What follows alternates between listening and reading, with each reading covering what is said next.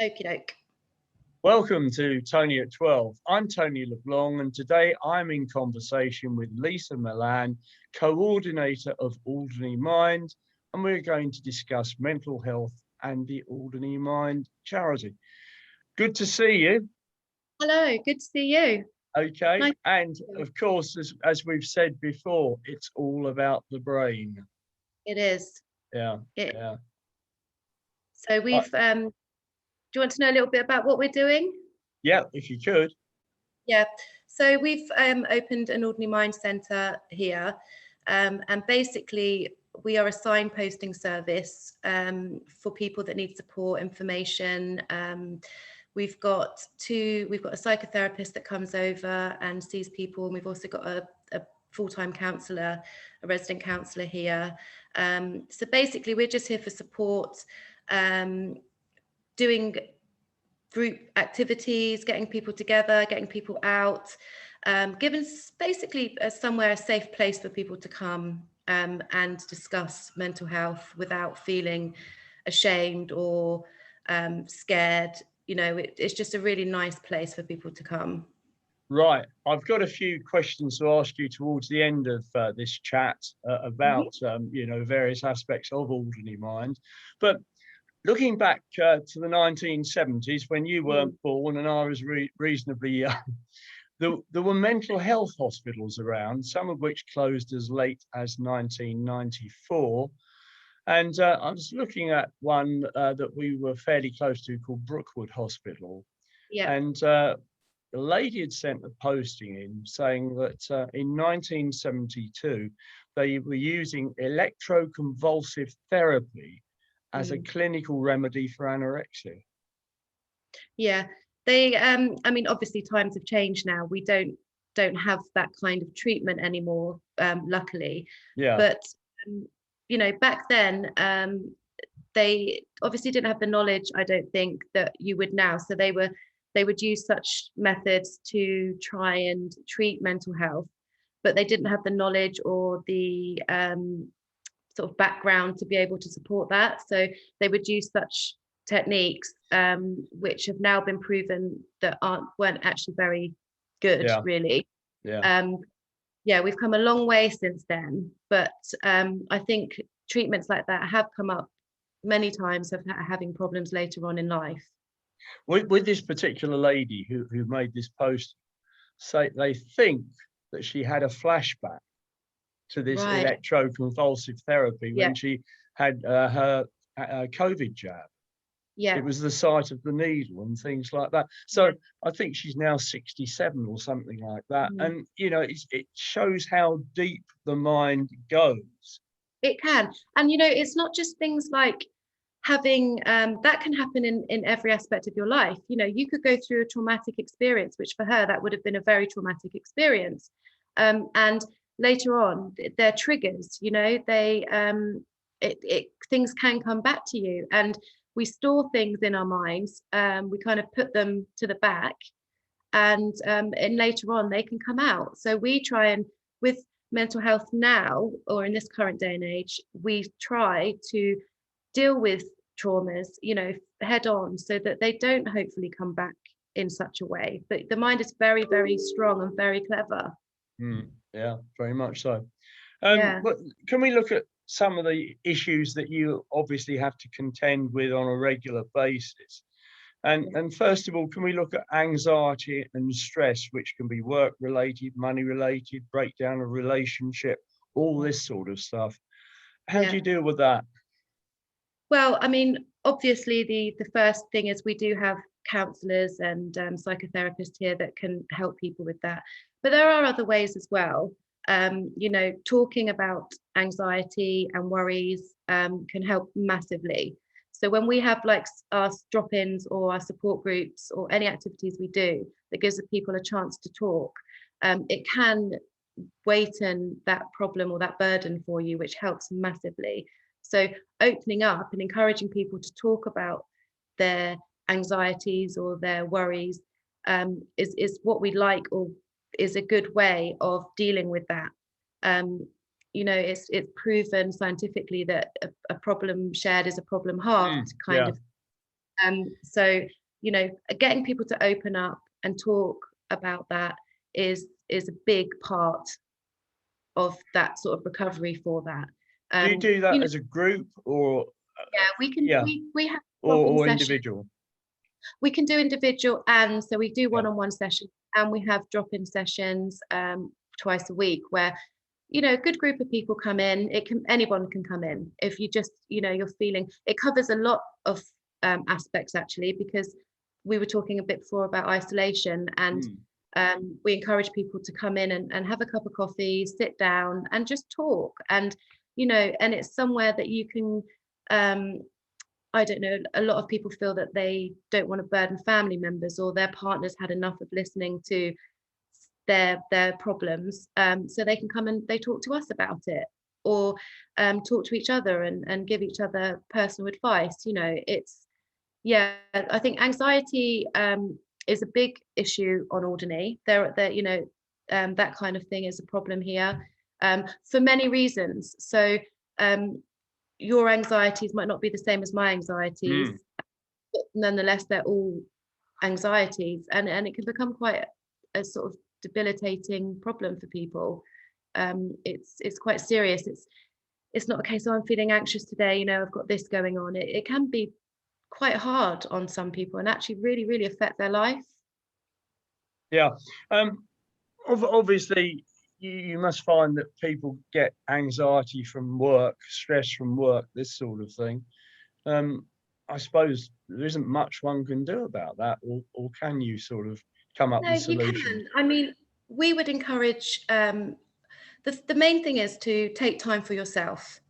So, you know, it's caring for yourself. If you're feeling like you are having a bit too much going on at work, it's getting a bit stressful, you know, you're getting anxious about going into work, then you really have to listen to yourself. You know, you hopefully can talk to somebody at work, and sort of make arrangements, have a day to yourself, you know, take a minute back, so you can help it. You can, you know, some people, especially in the workplace, it's difficult to, because you have to work, you know, you don't want to lose your job, you find it's all a bit too much, so you're going in every day and you're having those anxieties every day, but you know, it is about taking some time to yourself. We do a course here, an MHFA mental health first aid course, which we encourage certain people from companies, you know, or people they recommend to come along, who then become mental health first aiders. So we're hoping that eventually there'll be sort of a mental health first aider in each area, you know. So it would be nice that if we had that, and then people could go to those people who could give them assistance in trying to unravel what the problems are, and taking time for yourself, doing things you like. There's nothing wrong in, you know, unwinding and taking time out, because it will eventually prevent the long-term issue. The dealing with it in the short term and taking those days or taking an hour out just to go for a walk or recharge your batteries is going to actually prevent a long-term issue. Yeah. Do you think employers will come on board then in terms of actually having a first aider in Yeah, their organisation? Yeah, we've seen a rise in it. We've got courses coming up soon. You know, people are very interested in doing it, and I also think that that employers are much more understanding with the information that's provided nowadays. That they are a bit more understanding and a bit more empathetic towards mental health. Yeah. Or I'd like to think that that's not always going to be the case. I know that, but I feel there's definitely an increase in understanding, you know, and I think that there is some compassion there, or empathy there when you do need it. And don't be afraid to ask for it either, because, you know, sometimes we're afraid to ask for things, but actually it's not as bad, you know, as we think. Yeah, So it's not only afraid, it's in some cases ashamed, I suppose, you know, the fact yeah, that that's people are it. sort of saying, oh, I just can't cope, and I Yeah. want to cope and I just don't know the way through it. Do you think depression is directly linked to anxiety and stress? Do they form a sort of They, triangle? yeah, they do come in hand in some cases, but not always.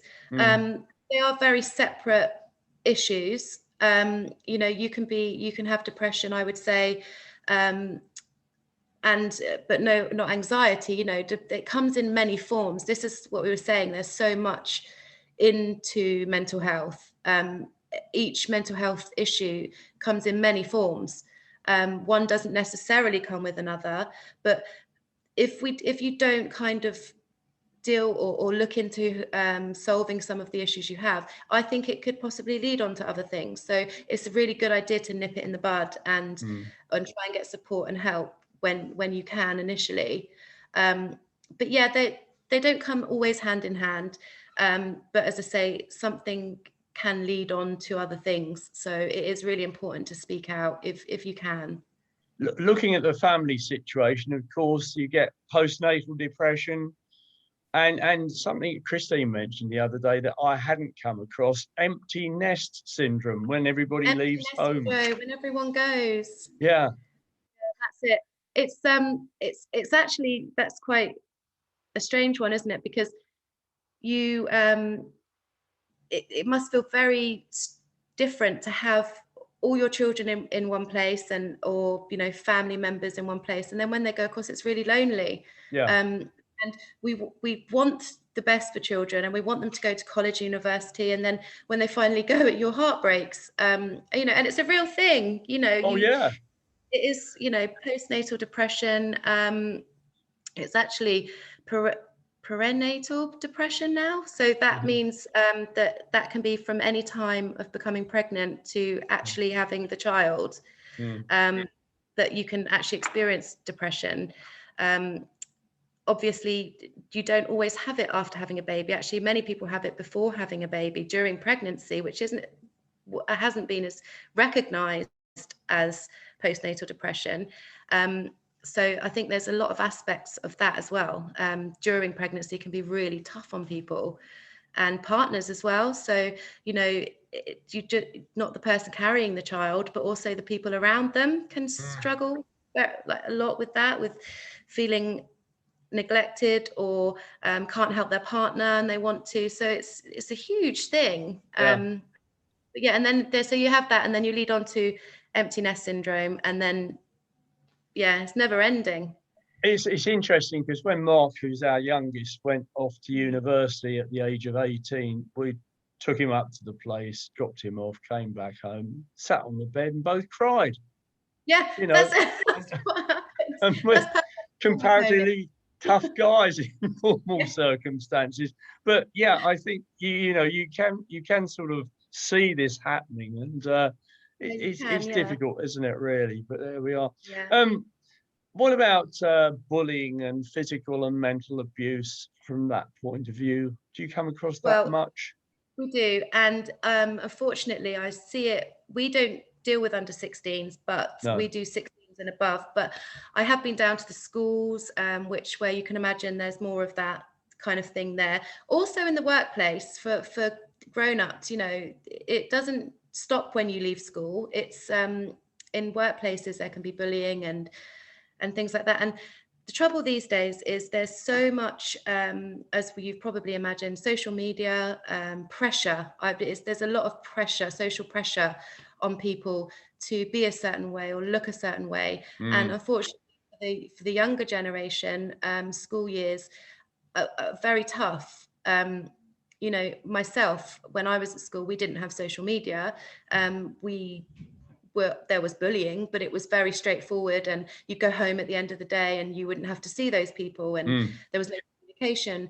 But now there's no end to it. It's everywhere. There's kind of there's a very thin line with good social media and bad social media, and that really does affect people, and I think that causes a lot of problems regards to bullying, you know, and we do see a lot of it. And as I say, it's not just at school, in the workplaces as well for adults. You know, there's that doesn't always go as smoothly as you'd like to think it does. There is a lot of bullying in every aspects of life. Yeah, it's a shame, and you know I don't use social media at all, but Yeah. I really feel that the trouble is, in many respects, Lisa, once it's actually out on social media, the genie's out the bottle. Now, That's it. if you're at school and you're being bullied, you know, my generation and your generation, no social media. All right, so you got a bit fed up, but you went home and you tried to forget it. But Yeah. with social media, every time you turn your phone or whatever, you're likely to hit it again, and that is bad. Yeah. There's no end to it. And again, you know, I've seen lately a few celebrities that support mental health. I've watched them, they put their phone in a drawer. So Mm. at the end of the day, they get home from work, or, you know, they've got all their family around them, so that's fine. And they put their phone in a drawer and they don't Yeah. look at it, you know, and I think that's a really good sort of method, is to switch off from it. Perhaps take social media away from the children at certain times, you know, that would be helpful, so that they have a break from it. You know, they might not like you for it for initially, but it's good for the long run. You know, you could be a very hated parent for taking something away, but it's a good idea just to give them a break, really, Yeah. from. Yeah. I do it. I read magazines and watch things, and it really affects me as an adult, so I can't imagine as a younger person how that must be. You Mm. know, it's really difficult, but Well, there's a lot of good social media. There's a great way of sending messages, there's a great way of sending support. It's just that thin line, yeah. The nasty that bit. the nasty bit. Yeah. We don't want Yeah. the nasty bit. Yeah. Do you get much in the way of addiction, you know, drugs, alcohol, smoking, gambling, this sort of thing? Yeah, obviously, we will touch on all of those Mm. issues, and there are lots of support groups for specific areas, because we are a signposting service, so we would basically give that information on what's available out there, and what we mustn't forget is that the services in Guernsey are also available to us. Yeah. So we might not have a group here, but we can certainly get information on what they've got in Guernsey. And now, you know, now people using Zoom and online or telephone calls, we can get all that. So we have touched on all of that. But then, as a signposting service, we would then give that person the correct information, show them how they can access it, and or even help them access it. You know, we've got a laptop here at the centre that if people don't have a computer at home, or they wanted to get some more information, we can do that here. So, you know, there's lots of options there. But we do touch on all of those things, especially at our drop-ins. A lot of that is discussed, which is really Mm. great, because people Mm. are coming along and opening up about the problems that they're having, and those issues have definitely come up in those conversations. Because it's all about, with sort of addictions, it's all about admitting that you've got a problem. And Yeah, I think so. It's being able to open up. I think that goes for anything. mm, Being able to just talk about it, you know, is a huge weight lifted off people's shoulders.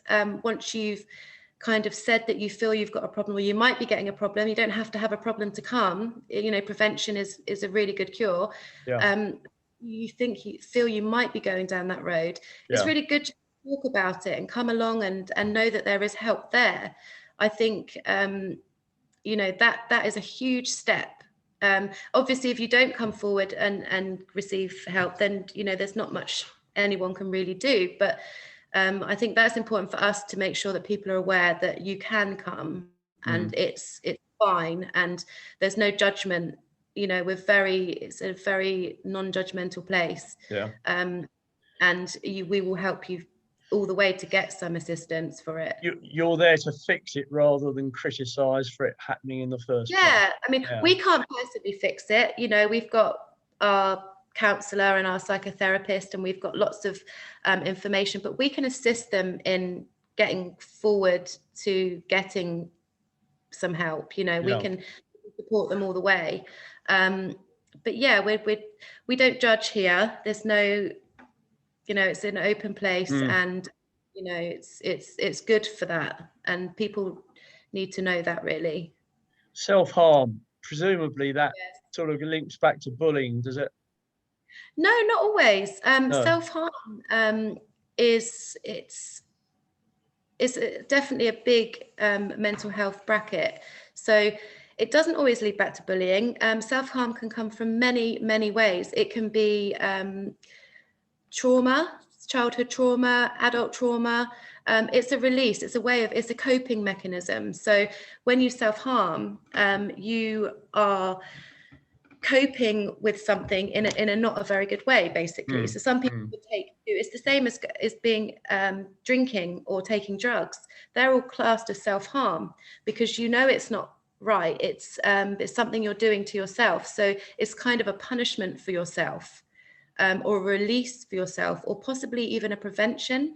Some people don't look at it that way, but by doing that, they might be preventing something bigger. You know, so there's a lot of aspects of self-harm, but definitely not always from bullying. That comes from many places.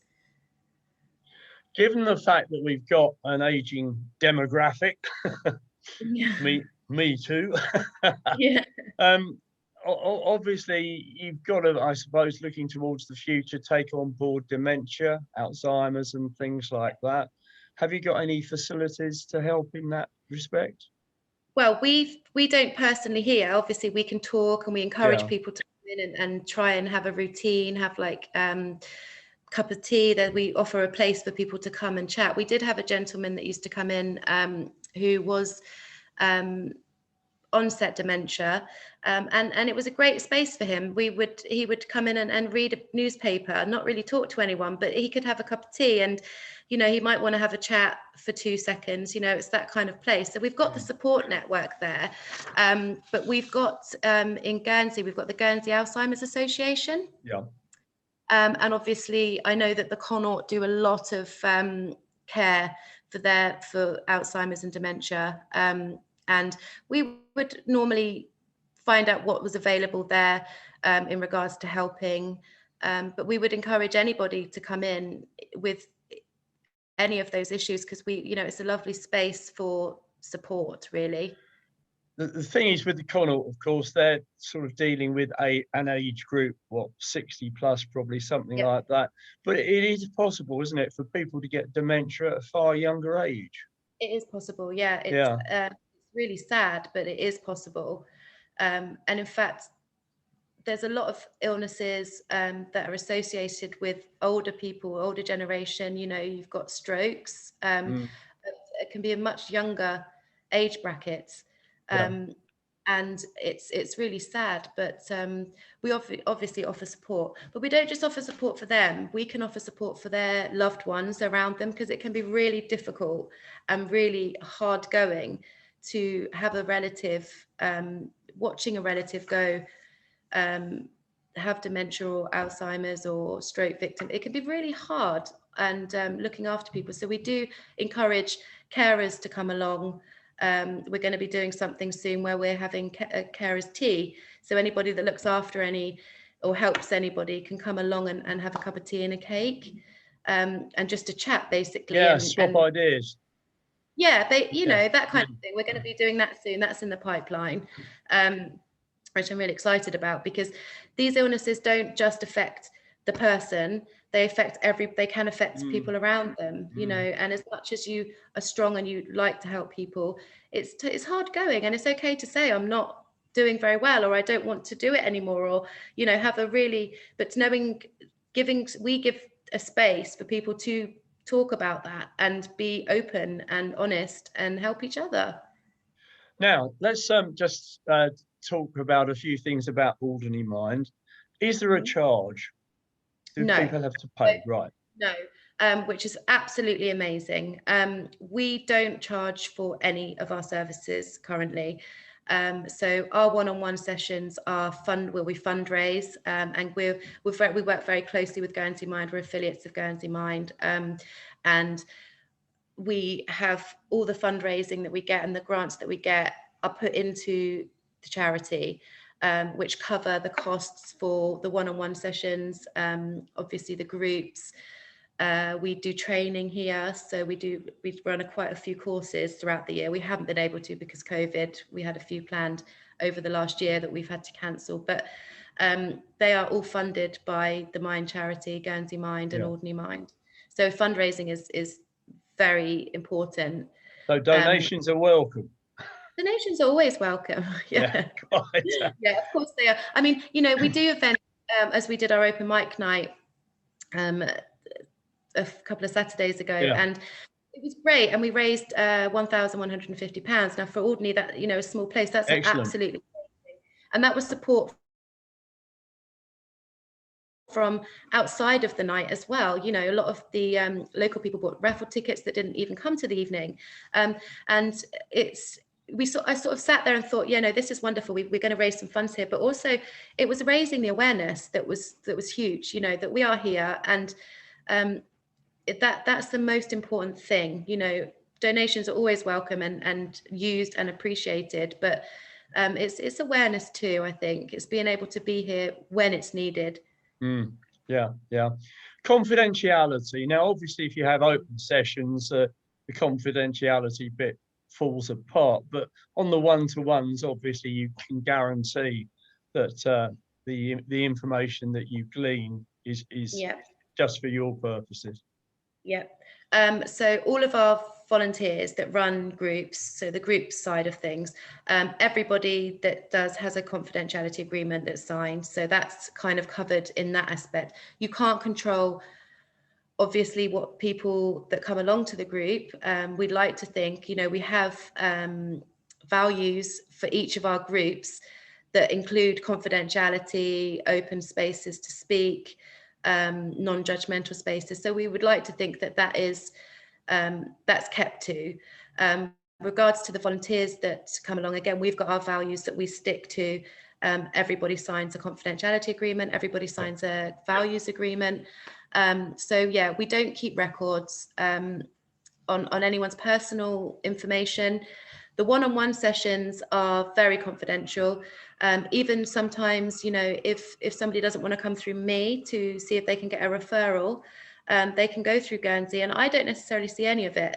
I certainly don't know what's discussed in their one-on-one session. There are no notes that are available to anybody. So we really, it's a really good system, Now, I've been having a look on the website, as one does, and I want you to tell me what eye movement desensitization and reprocessing is all about. EMDR. Yeah. Brilliant, actually. We Gary Ayres, who comes over from Guernsey every 2 weeks for 3 days, he does EMDR, and it is, okay, if I say it simply, it's basically refiling your thoughts or your worries in your mind by using noises and eye movements. So for instance, you might be asked to look up a certain way, and tapping noises or whatever is used in that session. Everyone has different methods, but basically the outline of it is to use a technique to refile your thoughts and fears, and kind of to help not have those fears at the forefront of everything or association with them.